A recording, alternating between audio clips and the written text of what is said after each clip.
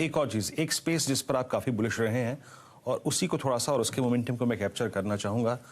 Real estate space, आपने DLF पे काफ़ी फोकस किया, आपने गोदरेज प्रॉपर्टीज़ पे काफ़ी फोकस किया, लेकिन उस चंक पे नहीं, उसके एग्जैक्टली अगर आप देखें एक एडवांटेज जो मिलता है वो हाउसिंग फाइनेंस कंपनीज को मिलता है। दो चीज़ प्रश्न पूछना चाहूँगा सर यहाँ पे, आप एचडीएफसी पे फोकस करेंगे या फिर उन स्टॉक्स पे जो कि अब बहुत लोअर ट्रैजेक्टरी पे मिल रहे हैं, for instance LIC housing finance, आपकी प्रेफर्ड पिक क्या रहेगी हाउसिंग फाइनेंस कंपनीज में?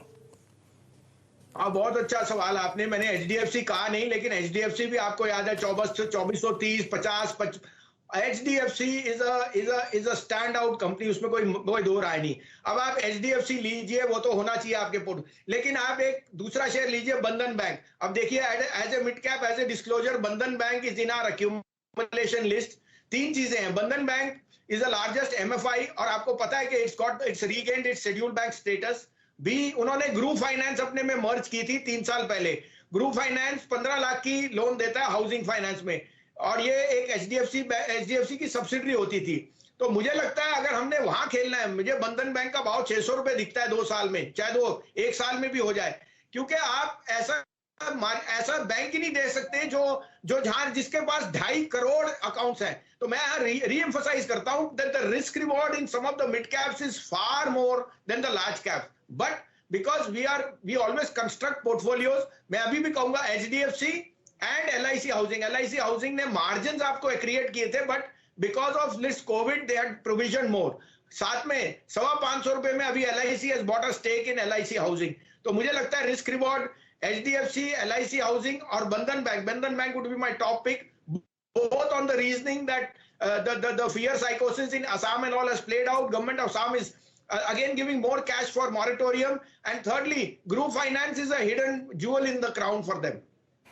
अच्छा, अब भसीन साहब ज़रा चर्चा करते हैं सेंटिमेंट की, और चर्चा करते हैं कैसे कैसे नए लोग आपको बाजार से जुड़ते हुए दिख रहे हैं। भाग्यशाली रहा स्टॉक मार्केट कि सन 2019 से अब तक हम लोग लगभग 3 करोड़ नए निवेशकों को भसीन साहब जोड़ चुके हैं। रॉबिनहुड ट्रेडर्स के नाम से जाने जाते हैं, जो पुराने नियम कम से कम आपने और मैंने सीखे थे बाजार के, उन सबको ताक पर रख दिया गया है। ये बताइए कौन से 3 ऐसे नियम हैं जो आप इन निवेशकों के लिए, इन ट्रेडर्स के लिए रखना चाहते हैं कि ये ध्यान में रहे रोज सुबह जब वो आप अपने ट्रेडिंग लैपटॉप्स खोलें? नहीं, इसमें तो कोई भविष्यवाणी है नहीं। इसमें आपको याद रखना है कि ट्रेडर और इन्वेस्टर में एक सिंपल प्रिंसिपल है, the trader trades the price. वो भाव से सौदा करता है, और इन्वेस्टर वो बिजनेस से सौदा करता है। वो कहता है मैंने बिजनेस लेना है, कि भारतीय 550 पे 130 रुपए का आरपू दे ही नहीं सकता, उसने आरपू बढ़ाना ही बढ़ाना है। और हमें दिख रहा है कि data consumption is like a gold mine. दूसरा, भाव के साथ जब आप सौदा करें, तो आज इन्फोसिस और टीसीएस चल रहे हैं, बंधन बैंक और आरबीएल नहीं चल रहे। तो मैंने करना है ट्रेड, तो मेरे को ये तैयारी करनी है कि मेरा स्टॉप लॉस जरूर होएगा हिट, क्योंकि that's not the flavour of the day. तो सेक्टर देखिए, रुझान देखिए। लेकिन मैं आपको यहां ये भी कह दूं शैल जी, बहुत सियाने मैंने देखे इस 1.5 साल में, सबने अपने कॉलर्स पहन के बोला ये होएगा वो। It's the Robinhood traders who have taken over from the Warren Buffett. They are the ones who are putting their neck out, they are the ones who are bullish on India. और उसके लिए मैं एक और ताली ठोकना चाहता हूं। नीरज चोपड़ा ने गोल्ड मेडल लाया, और कल हमारे लॉर्ड्स पे इंडियन क्रिकेटर्स ने 4 चांद लगा दिए। तो why are you not bullish on India? The sportsmen are doing it. It's your turn. Corporate India is doing it. Or millennials are saying the Robinhood India is there. So all declines, the presence of FIs is now neutralized. Yes. I know it's speculative, but the undertone remains. They are the ones who are making the money. जी, भारतीय बाजार भारतीयों के पास वापस आपको आते हुए दिखेंगे। ये अगले 3 साल की चलन है। देखिए, विदेशी मित्रों का होना पहले आवश्यक हुआ करता था, हम लोग उनको बड़े दिल से जोड़ के रखते थे, वो अभी भी हमारे मित्र हैं, लेकिन उनका वर्चस्व और ज़रूरत अब आपको भारतीय बाजारों में कम होती हुई दिखेगी। एक नया इन्वेस्टर बाजार में है, और वो आप हैं। बहुत बढ़िया मोमेंटम आपकी वजह से बाजार में आता हुआ दिखेगा। भसीन साहब, कौन सी 3 ऐसी गलतियां जो रॉबिनहुड ट्रेडर्स और नए निवेशक अवॉइड करें?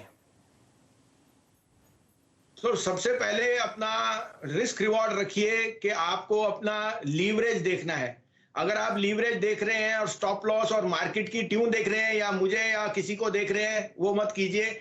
अपना प्रिंसिपल रखिए कि जब आप ट्रेड करते हो तो आप भाव के साथ सौदा करते हो, भाव आपके साथ नहीं है तो don't fight the trend. A B, अगर आप निवेश करते हैं तो छोटी मोटी बातों में मत आइए, because you would have missed the woods for the trees. 6,000 वाला, 7,000, 8,000 वाला निफ्टी आज 16,000 हो गया, और वो उन्हीं के लिए हुआ है जो बने रहे। So never demark from your principle of trading and investing. A B, look for the longer term. Wealth is only created अगर आप 15, 20, 25 साल बैठेंगे। देखिए शैलेंद्र जी, आपके घर में आपकी लक्ष्मी है, आपकी वाइफ, आपकी माता जी, आपकी बहन, आपकी बेटी, उन्होंने सोना बचा के रखा है, तभी 3,000 से आज आपने 50,000 देखे। आपके हाथ में होता तो बहुत पहले बिक गया होता। तो सब नींव बनती है 30-30, 40 साल रखने की। इसी तरह से प्रॉपर्टी और इसी तरह से स्टॉक। किसी ने 30 साल इंफोसिस रखा तो 10,000 रुपया आज 4 करोड़ का हो गया। इस कारण से don't get perturbed by the short term volatility if you are an investor. Keep your faith in SIPs, in good fund managers and in mutual funds. विश्वास बनाइए रहिए और निवेशित रहिए, यही अगर आप देखें तो अच्छा पैसा कमाने का एक मूल मंत्र है।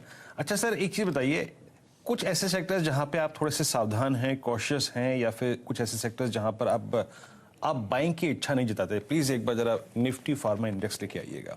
जब पहली बार इस बाजार ने कोरोना सुना, लॉकडाउन लगा, हम वेव 1 में गए, 12 मार्च को इसका भाव था 6125। ये निफ्टी फार्मा इंडेक्स चला गया 14,706। अब डॉक्टर रेड्डीज के नंबर्स के बाद और इस बार की अर्निंग्स के बाद सर, आप फार्मा पे क्या व्यू रखते हैं? यहाँ पे जब आप पैसा कमा चुके हैं तो क्या इस स्पेस से थोड़ा सा बाहर आए, या फिर आपके कुछ प्रेफर्ड पिक्स हैं इस स्पेस में? Very very good question. देखिए Varinder, pharma was a totally neglected index in 2018-19, और 20 में जब पैंडेमिक आया तब भी लोगों को समझ नहीं आया कि क्या इंपैक्ट होएगा। इस कारण से मैंने वहां बहुत जोर से कहा था कि सिर्फ कीजिए, मैंने नाम भी लिया था, एसबीआई और निपॉन के pharma funds will be out performer, और देखिए क्या रुझान रहा है। But now fully priced in है। You have to be cautious because overweight हो गया pharma in lot of the index funds and mutual funds are. So I would still recommend one Sun Pharma and Lupin, which I think can be standout. But overall, आपने जैसे कहा, we are neutral on pharma. We are more bullish on pan India in the sense of infrastructure. आज आपको एक छोटा सा रुझान देता हूं कि अदानी ने सद्भाव का जो महाराष्ट्र के रोड बिल्डिंग का वो है, वो ले लिया है, an enterprise value of almost 1,800 crore. तो अब आपको मैं बताऊं, मेरा mid cap pick IRB infra है, जो विच ओन्स 18,000 किलोमीटर और 54,000 की एंटरप्राइज वैल्यू पे है। साथ में वो कहते हैं कि द ग्रोथ, आज 23 लाख गाड़ियां जा रही हैं, और वो एंटिसिपेट करते हैं month on month 10% growth. Reopening क्या होएगा? तो अगर हमारे रोड, जो नितिन गडकरी जी कहते हैं 3 साल में अमेरिका जैसे होंगी, I think toll building and annuity is here to stay. तो मैं as a disclosure, IRB is one of our top picks. I am saying look pan India rather than pharma, because अब दवाई नहीं, अब आपको growth की momentum की जरूरत है, और वो सब इंडिया में दिखता है। इंडियन सेक्टर्स, आपको मैंने बोला चोला फाइनेंस, आपको मैं बोलता हूँ श्रीराम ट्रांसपोर्ट, ये सब कमर्शियल व्हीकल जो आपका आवागमन स्टार्ट होएगा, और for once by the grace of God we have weathered this second wave very well after the third impact, and we are raring to go. आप देखिए क्या ट्रैफिक खुलने को आ रहा है। तो I am very bullish on infrastructure as a asset class, and road building and ancillaries along with that. That would be my call. So underweight pharma definitely.